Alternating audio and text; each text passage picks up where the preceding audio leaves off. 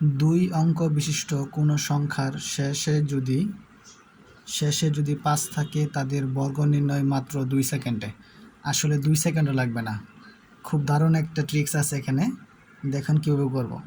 প্রথম অঙ্ক আছে এখানে 35-এর উপরে বর্গ করতে হবে। কীভাবে করব?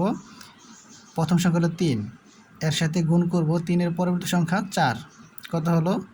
3 4 12, আর শেষে শুধু এই 25 লাগিয়ে দেব শেষ। তার মানে 35-এর বর্গ হলো 1225। সেমভাবে 55-এর বর্গ কত হবে? তাহলে এখানে আছে 5, 5-এর পরবর্তী সংখ্যা হলো 6, তাহলে 5 আর 6 গুণ করব, 5 6 30, এখানে 30 হবে, শেষে শুধু 25 লাগিয়ে দেব। এইভাবে এই সবগুলো বর্গই 2 সেকেন্ডে করা যাবে।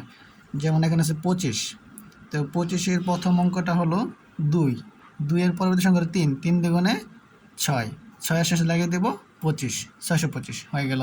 এখানে আছে 95, তাহলে প্রথম অঙ্ক হলো 9, 9-এর পরবর্তী সংখ্যা হলো 10, তাহলে 9 আর 10 কত হবে? 90, এই 90 শেষে শুধু 25 দিয়ে দেব। তারপরে 45, এখানে আছে 4, 4-এর পরবর্তী সংখ্যা হলো 5, তাহলে 4 আর 5 কত হবে? 20, 20 শেষে লাগিয়ে দেব 25।